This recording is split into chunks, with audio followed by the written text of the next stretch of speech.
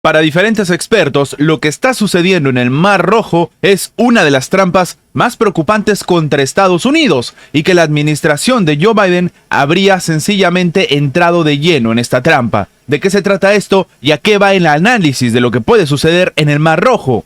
Vamos a comentarlo.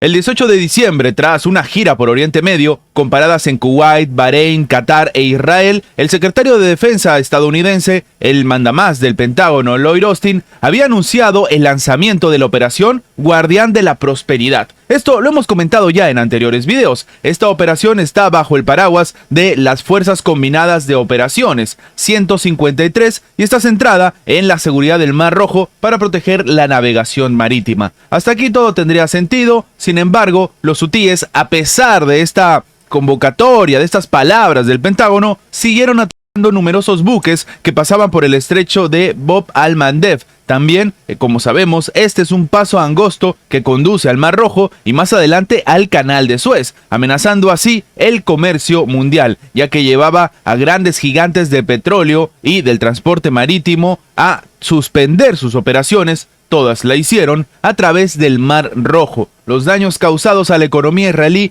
por el bloqueo hutí se estiman en miles de millones de dólares y el primer ministro de Israel, Benjamín Netanyahu, ha amenazado con utilizar la fuerza militar contra los rebeldes si Estados Unidos no intervenía a su favor. Pero es que al final iba a ser lo mismo. Estados Unidos también va a utilizar la fuerza. Así el escenario, tuvo que hablarse entonces de que en esta situación se unían Bahrein, Canadá, Francia, Italia, Países Bajos, Noruega y España como parte de esta coalición precisamente de la operación Guardián de la Prosperidad. Y claro, con este escenario uno diría que tienen las cosas a su favor. Sin embargo, esto es más complicado de lo que parece. Claro, a pesar de que Italia y los demás países estaban diciendo que iban a cumplir precisamente con enviar armamento a esta parte del mundo, las misiones por sí solas son agotadoras e incluso difíciles de cumplir. En la actualidad, aunque los buques CTF-153 han derribado docenas de drones y misiles hutíes, decenas de ellos, a pesar de la presencia en el mar precisamente de estos buques, han logrado alcanzar sus objetivos tanto en Israel como en el Mar Rojo. En pocas palabras, los STF-153 no tienen suficientes buques para poder adecuadamente proteger a Israel o al transporte marítimo de estos buques. Evidentemente, los inversionistas no van a jugárselas a seguir mandando por esta parte del mundo sus diferentes buques comerciales. Y dada la falta de buques antiminas de esta organización, cualquier despliegue de minas marinas por parte de los hutíes va a cerrar efectivamente la región a la navegación comercial ya para todos y amenazará los despliegues militares en esta zona hasta que puedan implementarse capacidades de desminado. La única forma que la operación Guardián de la Prosperidad podría, según los expertos, mantenerse abierto para el propio estrecho de Bab al-Mandeb es atacar la capacidad de los hutíes de lanzar misiles y drones, con la esperanza de interceptarlos antes de que siquiera puedan ser utilizados. Aquí la trama se complica todavía más. Los rebeldes han dejado claro que, si son atacados, van a ampliar el conflicto para poder entonces incluir la producción de petróleo saudí y emiratí, amenazando el suministro energético mundial. Además, apuntan a los lanzadores móviles de misiles y naves no tripulados que esto realmente no es algo tan fácil.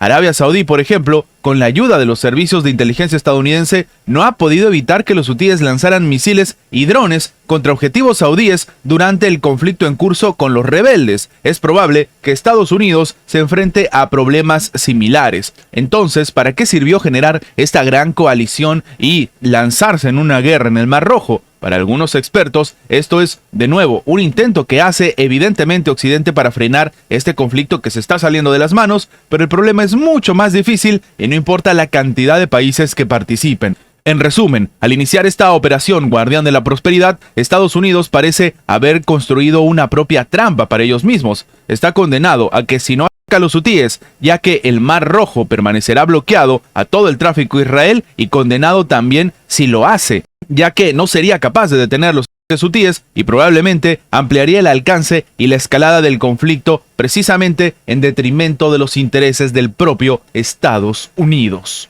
La Unión Europea se considera a Ankara más como un competidor que como un socio. Esto ha declarado el ministro de Exteriores turco, Hakan Fidan. Pero es que, en este caso, si ellos piensan eso, pues Turquía llega a sentir lo mismo. Básicamente, según sus palabras, dice que el hecho de que la Unión Europea vea a Turquía como un competidor más que como un socio y algunos de nuestros aliados de la OTAN no tengan en cuenta estas preocupaciones que tienen, por ejemplo, los turcos en materia de seguridad, obliga al país a desarrollar más oportunidades y estrategias alternativas, dijo Fidan al parlamento del país otomano. Claro, cuando se habla de estrategias alternativas, a muchos les viene a la mente tanto la administración rusa como la administración china. Claro, el canciller ha asegurado que su nación está decidida a promover la integración con la Unión Europea. Sin embargo, ha remarcado que eso requiere de la voluntad del propio bloque y si no, pues Turquía tampoco lo va a hacer. Él mismo dice que es esencial que la Unión Europea supere la falta de visión estratégica y sentido común causada por los estrechos cálculos egoístas de algunos de sus miembros. En ese sentido, Fidan lamentó que el bloque comunitario no dé hacia Turquía los mismos pasos alentadores como hacia otros países candidatos, alegando que respecto pues a las nuevas oportunidades para ambas partes podría surgir en caso contrario. Claro, está haciendo alusión a lo que está sucediendo, por ejemplo, con la propia administración ucraniana, que incluso en un conflicto armado sigue siendo de interés de la Unión Europea, mucho más aparentemente que la propia Turquía.